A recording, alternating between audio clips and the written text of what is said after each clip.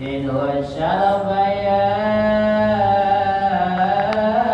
رب يا رب كرمه وتعظيمه ورفعته ومهابته وبره وسلم رضي الله تبارك وتعالى أنت من بحر عليه والقدر الجليل ساداتنا وأئمتنا وموالينا أبي بكر وعمر وعثمان وعلي الحسن ثم الحسين وعن بقية الصحابة وقرابة رسول الله صلى الله عليه وعليهم أجمعين والحمد لله رب العالمين. Assalamualaikum warahmatullahi wabarakatuh. Bismillahi alhamdulillah wala hawla wala quwwata illa billahil aliyyil azim. Asyhadu an la ilaha illallah wahdahu la syarika lah wa asyhadu anna Muhammadan abduhu wa rasuluh la nabiyya ba'dah. Allahumma salli wa sallim wa barik ala Sayyidina Muhammadin wa ala alihi wa sahbihi ajma'in, amma ba'du. Yang kami hormati para ulama, para ustadz, hadirin hadirat, bapak-bapak, ibu-ibu, jamaah salat maghrib yang dimuliakan Allah subhanahu wa ta'ala. Alhamdulillah, Allah subhanahu wa ta'ala masih memberikan kesempatan kepada kita, masih memberikan kekuatan kepada kita, masih memberikan kemudahan kepada kita, sehingga kita masih bisa melaksanakan sholat maghrib secara berjamaah. Kita lanjutkan dengan majelis taklim. Ini semata-mata karena hidayah dan kekuatan daripada Allah subhanahu wa ta'ala. Maka mudah-mudahan seluruh ibadah yang kita lakukan diterima oleh Allah subhanahu wa ta'ala, menjadi sebab dosa kita diampunin oleh Allah, menjadi sebab dosa orang tua kita, mertua kita, keluarga kita, guru-guru kita, orang kampung kita, bahkan umat seluruh alam diampunin oleh Allah, menjadi sebab selamat daripada api neraka dan masuk surga tanpa dihisab oleh Allah subhanahu wa ta'ala. Kita lanjutkan kajian kita bab doa. Jadi bab ini menerangkan tentang masalah doa. Nah, doa ini merupakan sebuah permintaan daripada seorang hamba kepada Allah subhanahu wa ta'ala. Dan di dalam setiap berdoa berharap agar supaya setiap doa ini dikabulkan oleh Allah subhanahu wa ta'ala. Qala al-musannif rahimahumullah, qala al-faqih Abu Lais Samarqandi an Muhammad bin Ka'ab an Abi Hurairah radhiyallahu an qala marruzika khamsan lam yuhram khamsan. Bersumber daripada Abu Hurairah radhiyallahu an bahwasanya Rasulullah sallallahu alaihi wasallam bersabda, barang siapa yang diberi rezeki 5 perkara atau 5 hal oleh Allah subhanahu wa ta'ala, maka tidak akan terhalang daripada mendapatkan 5 yang lain. Jadi apabila seseorang diberikan rezeki 5 perkara ini oleh Allah, maka tidak akan terhalang, ya, dan pasti juga akan mendapatkan 5 hal yang lainnya. Apa saja itu? Yang pertama, marruzika syukra lam yukhram ziyadah. Barang siapa yang diberi rezeki syukur oleh Allah subhanahu wa ta'ala, maka tidak akan terhalang daripada nambah. Maka firman Allah subhanahu wa ta'ala, la in syakartum la azidannakum. Barang siapa bersyukur kepadaku, pasti akan ditambah oleh Allah subhanahu wa ta'ala. Jadi syukur, Pak, Bu, ini merupakan rezeki dari Allah. Jadi kita bisa bersyukur berarti kita mendapat rezeki dari Allah. Jadi syukur sendiri rezeki itu. Sehingga kalau seseorang ini tidak diberikan rezeki syukur oleh Allah Subhanahu wa taala, jangankan orang miskin, orang kaya pun perasaannya kurang terus. Kenapa? Karena rezeki syukur tidak diberikan oleh Allah Subhanahu wa taala. Tapi di saat seseorang ini diberikan syukur oleh Allah, rasa syukur ditanam oleh Allah dalam dirinya, maka orang yang semacam ini segala yang ada padanya maka akan ditambah kenikmatannya oleh Allah Subhanahu wa taala. Dia punya duit gak banyak, cuman walaupun segitu dia senangnya minta ampun. Dia gembiranya. Kenapa? Karena ada sifat syukur tadi. Makanya kalau seseorang bersyukur, sedikit bisa menjadi banyak keberkahannya.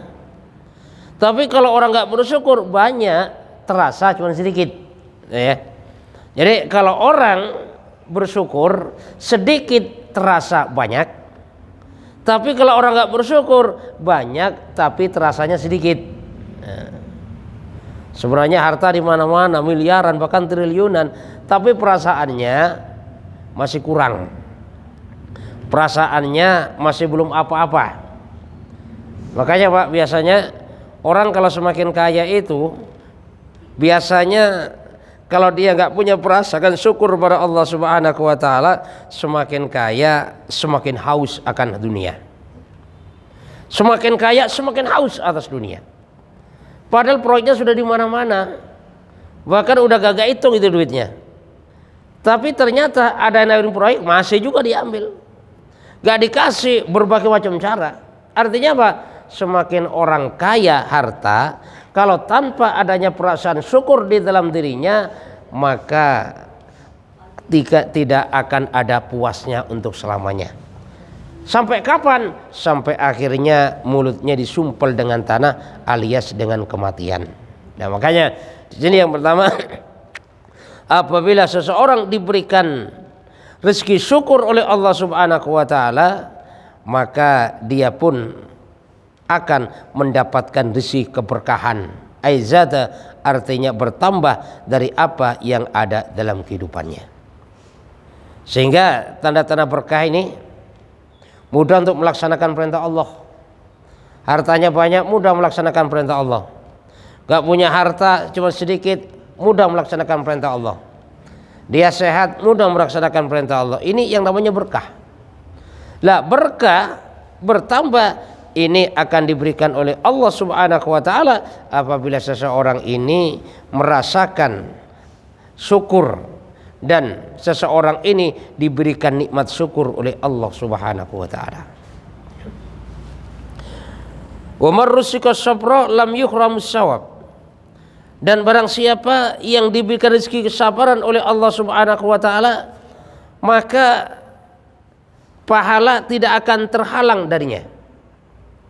Karena firman Allah Subhanahu wa taala, innama yuwaffas sabiruna ajrahum bighairi hisab. Jadi orang-orang yang bersabar ini pahalanya tanpa hisab. Artinya apa? Yang tahu hanya Allah berapa itu pahala daripada orang-orang bersabar. Kenapa? Karena bersabar, Pak, ini sesuatu yang pahit. Ya. Sabar mudah diucapkan, tapi sabar ini sangat pahit untuk dilaksanakan. Jadi sabar ini pahit. Makanya wajar kalau orang bersabar, jadi pahalanya ini dilipat gandakan oleh Allah Subhanahu wa taala. Hanya Allah Subhanahu wa taala yang tahu bagaimana kelipat gandaan daripada orang-orang yang bersabar. Ya. Makanya seorang sabar ini ada sabar atas musibah. Orang sabar atas musibah cirinya idza asabatu musibah qalu inna lillahi wa inna ilaihi rajiun. Apabila tertimpa suatu musibah, maka yang diucapkan sesungguhnya kami milik Allah dan semuanya kembali kepada Allah. Menyerahkan segala sesuatu kepada Allah. Ini sabar atas musibah. Sabar atas segala sesuatu yang menimpa dirinya. Jadi semuanya dikembalikan kepada Allah. Yang kedua ada sabar melaksanakan perintah Allah. Karena melaksanakan perintah Allah Subhanahu wa taala ini juga perlu kesabaran. Sehingga apa? Sehingga kalau seseorang ini tidak sabar, maka perintah Allah Subhanahu wa taala tidak akan dilaksanakan dalam kehidupan. Kenapa? Melaksanakan perintah Allah perlu dengan kesabaran. Kita sholat perlu dengan kesabaran. Berjamaah perlu dengan kesabaran. Duduk majelis taklim perlu kesabaran. Pendek kata, seluruh perintah Allah Subhanahu wa taala kita laksanakan dalam kehidupan kita ini memerlukan daripada yang namanya kesabaran. Maka wajar kalau sabar ini pahalanya tidak terbatas di hadapan Allah Subhanahu wa taala. Kadang-kadang capek-capek pulang kerja males ya. Sedangkan sudah ada panggilan Allah dari masjid sholat berjamaah, maka di situ pertaruhan kesabaran kita. Kalau kita sabar melaksanakan perintah Allah, jalan walaupun capek. Habis itu taklim capek, tetap saja duduk. Nah, kalau ada orang yang semacam ini, maka di situ ada ciri-ciri sabar atas melaksanakan daripada perintah Allah Subhanahu wa taala. Puasa perlu kesabaran. Makanya sabar pahit. Pahalanya enggak terbatas di hadapan Allah Subhanahu wa taala. Puasa harus sabar seharian, enggak makan, enggak minum, coba bayangkan. Dan yang bisa mencapai orang yang semacam ini hanya orang-orang yang bersabar menjalani daripada perintah Allah Subhanahu wa taala. Ada juga yang ketiga, sabar menjauhi larangan Allah. Sabar menjauhi daripada maksiat. Kenapa? Karena kalau kita enggak sabar menjauhi maksiat, maka kita tidak akan mampu untuk menghindari daripada yang namanya kemaksiatan. Tidak akan mampu kita menghindari dosa kalau tanpa ada kesabaran di dalam kehidupan kita. Nah, makanya wajar kalau orang yang sabar ini pahalanya tidak terbatas di hadapan Allah Subhanahu wa taala. Jadi sabar ini merupakan rizki daripada Allah Subhanahu wa taala. Sehingga kalau orang tidak diberikan rizki sabar, maka orang yang semacam ini yang jelas tidak akan sabar di saat musibah, tidak akan sabar melaksanakan perintah Allah, tidak akan sabar menjauhi daripada larangan Allah Subhanahu wa taala. Maka mudah-mudahan rezeki sabar ini diberikan oleh Allah Subhanahu wa taala dalam kehidupan kita. Yang ketiga, wa marrusika taubata lam yukhramul qabul. Barang siapa yang diberikan rezeki untuk bertaubat kepada Allah Subhanahu wa taala, maka taubatnya tadi tidak akan terhalang daripada diterimanya oleh Allah Subhanahu wa taala. Artinya apa? Artinya kita bisa bertobat, Pak. Itu rezeki dari Allah. Kan? Makanya kan kadang-kadang ada orang, saya nanti tobat belakangan aja dah. Tobat kalau sudah tua aja lah. Iya, kalau diberi rezeki tobat oleh Allah.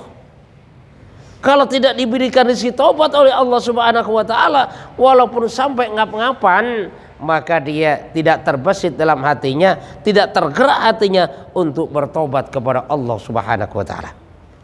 Karena barang siapa yang diberikan rezeki untuk bertobat oleh Allah Subhanahu wa taala, maka sudah pasti taubatnya diterima oleh Allah Subhanahu wa taala. Makanya kita harus bersyukur kepada Allah, harus gembira apabila kita dimudahkan untuk baca istighfar, untuk menyesali daripada perbuatan kita masa lalu.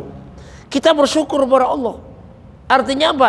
Artinya di situ tanda-tanda bahwasanya istighfar kita, bahwasanya taubat kita diterima oleh Allah Subhanahu wa taala. Karena Allah Subhanahu wa taala berfirman, "Wa huwallazi yaqbalut taubata an ibadihi", bahwasanya Allah Subhanahu wa taala menerima taubat dari hambanya. Artinya apa? Artinya bagaimanapun besarnya dosa seorang hamba, apabila bertobat kepada Allah, maka taubatnya akan diterima. Cuman yang jadi masalah, kuat enggak bertobat. Karena kadang-kadang ada juga Pak, orang enggak kuat tobat, Pak. Ya mungkin kalau dia mau macam-macam ngomong bisa, tapi suruh ngucapin astagfirullah enggak mampu, Pak. Mungkin bicara seharian kuat, tapi suruh mengucapkan astagfirullah, nggak kuat itu Pak. Kenapa? Karena seseorang bisa mengucapkan astagfirullahalazim, itu merupakan satu rizki daripada Allah Subhanahu wa ta'ala, dan ucapan yang semacam itu maka akan membuat Allah Subhanahu wa ta'ala menerima daripada tobatnya tadi itu ya. Jadi kita bersyukur kepada Allah apabila diberikan rezeki untuk bertaubat. Artinya kita sering mikir dosa kita masa lalu, itu rezeki dari Allah tuh. Jadi orang yang masalah itu kalau dia banyak dosa tapi dia tidak pernah memikirkan dosanya, yang dia rasakan dosa saya kan cuma dikit banget, paling nanti tobatnya kalau udah tua udah terima lah sama Allah lah, paten lah tobat saya kan cuma dikit dosanya. Jadi kalau orang merasa sedikit daripada dosanya, maka orang yang semacam ini harus waspada, jangan-jangan rezeki taubat tidak diberikan oleh Allah Subhanahu wa ta'ala. Makanya di antara tanda-tanda orang beriman Pak, dosa kecil seakan-akan dia merasakan ada gunung yang akan menimpa dirinya. Itu orang beriman. Tapi kalau orang yang tidak beriman, dosanya besar, seakan-akan hanya seperti lalat yang menghinggap di pipinya. Itu cirinya ya. Jadi di saat kita merasakan dosa kecil tapi seakan-akan dosa kita besar, seakan-akan gunung yang akan menimpa, sedangkan kalau ada perasaan yang semacam ini berarti ada tanda-tanda iman di dalam kehidupan kita. Tapi di saat dosa kita banyak, tiap hari kita berbuat dosa yang ini yang itu, tapi perasaan dosanya hanya seperti lalat yang mampir sebentar di kulit, berarti jangan-jangan di dalam hati kita itu sebenarnya tidak ada keimanan kepada Allah Subhanahu wa ta'ala, karena tidak ada perasaan takut kepada Allah. Lah makanya disinilah barang siapa yang diberikan kekuatan untuk bertaubat oleh Allah, ini merupakan satu rezeki yang sangat luar biasa, karena dengan rezeki taubat tadi maka di situ akan diampuni segala dosa oleh Allah Subhanahu wa taala. Wa man rusikal istighfar lam yukram bil maghfirah. Barang siapa yang diberikan rezeki untuk beristighfar kepada Allah, maka tidak terhalang daripada pengampunan Allah. Artinya apa? Orang yang diberikan rezeki beristighfar oleh Allah, maka pasti dosa-dosanya akan diampuni oleh Allah Subhanahu wa taala.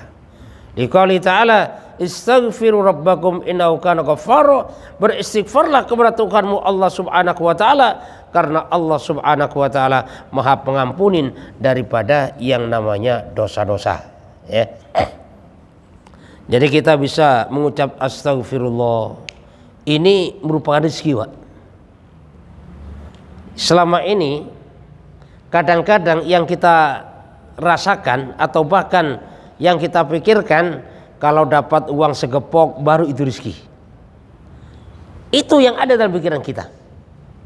Tapi kita bisa sholat, bisa baca Quran, bisa beristighfar, bisa sedekah, itu tidak pernah kita anggap bahwasanya itu merupakan rezeki daripada Allah Subhanahu wa taala.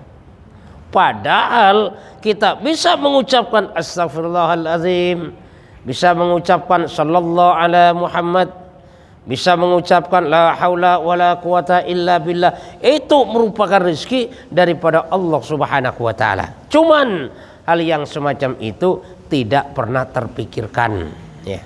Apalagi ini di bulan Rajab. Di bulan Rajab ini bagaimana kita perbanyak istighfar kepada Allah. Makanya setiap maghrib subuh ada yang namanya istighfar Rajab, yang biasanya dibaca oleh imam ya. Rabbighfirli warhamni wa tub alayya, Rabbighfirli warhamni wa tub alayya, Rabbighfirli warhamni wa tub alayya. Itu kesempatan kita perbanyak istighfar di bulan Rajab ini. Kenapa? Karena bulan Rajab ini termasuk salah satu bulan yang dimuliakan oleh Allah Subhanahu wa taala. Makanya perbanyak amalan, perbanyak istighfar kepada Allah, perbanyak sholawatnya, perbanyak puasanya, dan perbanyak baca Qur'annya, dan lain sebagainya. Kenapa? Karena di saat kita banyak amalan-amalan mendekatkan diri kepada Allah Subhanahu wa taala, maka itu semuanya akan diterima oleh Allah Subhanahu wa taala. Cuma yang terjadi kan kadang-kadang kita malas, Pak. Mau zikir kita malas, baca Quran kita malas, ini kita malas, itu kita malas. Pendek mengamalkan perintah Allah, ibadah kita malas. Kenapa? Karena dalam hati kita itu masih belum ada bagaimana pentingnya beribadah kepada Allah Subhanahu wa taala. Ya. Yang ada apa? Yang ada dalam kehidupan kita ini kan bagaimana pentingnya duit, bagaimana pentingnya makan, bagaimana pentingnya jalan-jalan, bagaimana pentingnya punya mobil, bagaimana pentingnya gaji naik. Tapi tidak pernah terbesit dalam hati kita bagaimana pentingnya mengamalkan ketaatan kepada Allah Subhanahu wa taala. Sehingga apa? Sehingga ketaatan kepada Allah Subhanahu wa taala sering kita abaikan. Seringkali kita lupa bahwasanya suatu saat dunia akan berakhir. Sering kali kita lupa dengan ancaman Allah Subhanahu wa taala.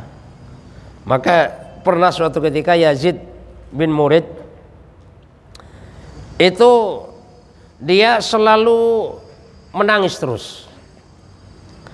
Dan tetesan air matanya tidak pernah kering.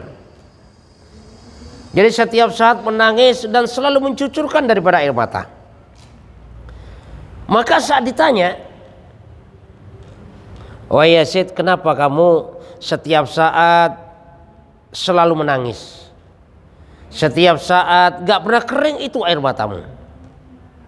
Maka Yazid bin Murid tadi mengatakan, seandainya Allah Subhanahu wa taala menjanjikan kepadaku dengan dosa-dosaku, saya akan dihukum, dimasukkan kamar mandi selama 1000 tahun saja dah, ya nggak usah selamanya, pasti saya akan nangis terus setiap hari.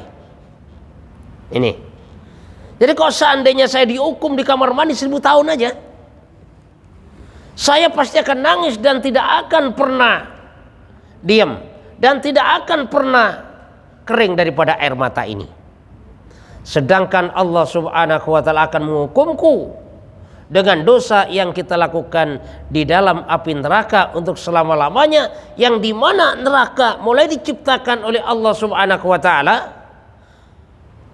dinyalakan 1000 tahun pertama apinya merah, 1000 tahun kedua apinya putih, 1000 tahun ketiga apinya hitam. Tapi ternyata saya tidak pernah bersedih dan juga tidak pernah mencucurkan daripada air mata. Nah, makanya hal yang semacam ini bisa juga Pak kita jadikan renungan dalam kehidupan kita.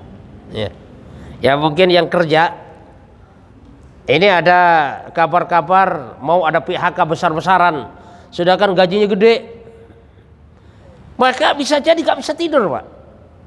Bisa jadi anaknya nangis, istrinya nangis, dia sendiri juga nangis. Apalagi bahwasanya akan dipecat itu orang-orang terlibat korupsi di kantornya kan, dan akan dimasukkan penjara 20 tahun misalnya, pada nangis tuh Pak. Dia pun nangis, anaknya nangis, istrinya nangis. Tapi ternyata dengan ancaman Allah Subhanahu wa taala tidak pernah merasakan kesedihan, juga tidak pernah merasakan bagaimana pedihnya daripada ancaman Allah Subhanahu wa taala. Kenapa ini semuanya terjadi? Karena sebenarnya hati kita sedang sakit. Hati kita ini ya sedang nggak sehat. Sehingga apa? Sehingga kita tidak pernah takut kepada ancaman Allah Subhanahu wa taala, dan kita takutnya kepada ancaman selain Allah Subhanahu wa taala. Kadang-kadang dengan kemiskinan kita takut, dengan perusahaan bangkrut kita takut, dengan ini kita takut, tapi kita nggak pernah takut kepada Allah. Nah, Nah inilah pada dasarnya masalah di dalam kehidupan kita. Kita masalah sebenarnya. Kita takut kepada kehilangan urusan dunia, tapi kita tidak pernah takut bagaimana kalau sampai besok disiksa di hadapan Allah Subhanahu wa taala. Ya, makanya di sini barang siapa yang diberikan rezeki bisa istighfar kepada Allah Subhanahu wa taala, maka Allah Subhanahu wa taala akan mengampuni daripadanya, dan itu merupakan satu rezeki yang diberikan oleh Allah Subhanahu wa taala. Makanya mudah-mudahan Allah Subhanahu wa taala selalu memberikan kepada kita supaya mudah selalu untuk beristighfar kepada Allah. Berapa banyak? Sebanyak-banyaknya. Bahkan kalau bisa setiap hari ini kita punya hitungan, Pak. Standar paling rendah. Berapa? Misalnya bahwanya saya setiap hari minimal istighfar 1000 kali misalnya kan. Itu standar paling rendah misalnya. Bisa jadi 2000 kali, 3000 kali, bahkan bisa jadi 10.000 kali. Kita harus punya target. Harus punya standar yang semacam itu. Karena jangan sampai dalam kehidupan kita ini kita banyak berdosa, banyak meninggalkan perintah Allah, banyak melaksanakan larangan Allah, tapi ternyata kita tidak memikirkan bagaimana dosa kita diampunin atau tidaknya oleh Allah Subhanahu wa taala. Umar rusiqat du'a lam yukram bil ijabah. Dan barang siapa yang diberikan rezeki dapat berdoa kepada Allah Subhanahu wa taala, maka tidak akan terhalang daripada dikabulkannya doa oleh Allah Subhanahu wa taala. Liqouli ta'ala, karena firman Allah, ud'uni astajib lakum, berdoalah kalian kepadaku, pasti doamu akan saya terima. Ini merupakan janji Allah. Jadi janji Allah Subhanahu wa taala ini lebih tepat daripada terbitnya matahari besok di waktu pagi. Itu janji Allah. Nah, makanya barang siapa yang diberikan kekuatan untuk berdoa oleh Allah Subhanahu wa taala, udah pasti doanya ini dikabulkan oleh Allah Subhanahu wa taala. Makanya Pak, kalau kita nggak ada kekuatan untuk berdoa, malas berdoa, kita perlu juga mikir Pak, ya Allah, jangan-jangan Allah nggak berikan rezeki kekuatan berdoa kepada saya. Jadi dalam kondisi apapun, di saat hati kita tergerak merasa nyaman untuk berdoa, maka pada saat itu doa kita akan dijabah oleh Allah Subhanahu wa taala. Yang jadi masalah ini kan kadang-kadang masalah lagi banyak, semuanya sedang berantakan, berdoa tidak kuat Pak. Ini masalah ini. Kan kadang-kadang ada kan orang suruh doa nggak mau doa dia, masa doa terus? Padahal doa ini silahul mu'min, senjata daripada orang beriman. Cuman yang jadi masalah kan kadang-kadang dia doa nggak mau, doa terasa berat rasanya, tapi kalau pergi ke dukun sampai kemanapun dia datang, enteng. Ya. Padahal kalau datang ke dukun bukan selesaikan masalah, bahkan akan nambah masalah. Dia bangkrut daripada perusahaannya. Tiba-tiba ke dukun, bawa duit berapa kamu? 10 juta. Udah 10 juta untuk saya. Padahal dia bangkrut Pak. Sehingga nambah masalah. Nah, makanya beruntunglah bagi orang yang diberikan kekuatan untuk berdoa oleh Allah Subhanahu wa taala. Mau apapun dia berdoa dulu kepada Allah. Artinya apa? Artinya menyerahkan segalanya dulu kepada Allah. Istilahnya iyyaka na'budu wa iyyaka nasta'in, menyembah dulu kepada Allah, doa dulu kepada Allah, ibadah dulu kepada Allah, kemudian nasta'in, minta pertolongan dengan doa kepada Allah Subhanahu wa taala. Makanya seseorang kalau diberikan kemudahan, kenikmatan dalam berdoa, udah pasti doanya akan dikabulkan oleh Allah Subhanahu wa taala. Cuman cara Allah Subhanahu wa taala mengabulkan doa kita memang kadang-kadang tidak sesuai dengan keinginan kita. Ada doa yang dikabulkannya langsung, ya. Jadi pada saat itu, saat dia doa langsung dikabulkan oleh Allah. Bisa jadi seperti itu. Kenapa? Tergantung bagaimana kondisinya. Ya contohnya siapa? Contohnya Nabi Musa alaihissalam bisa dikejar-kejar oleh Fir'aun, doa kepada Allah, Allahumma lakal hamdu wa ilaikal mustaka wa antal musta'an wa la haula wa la quwata illa billahil alil azim.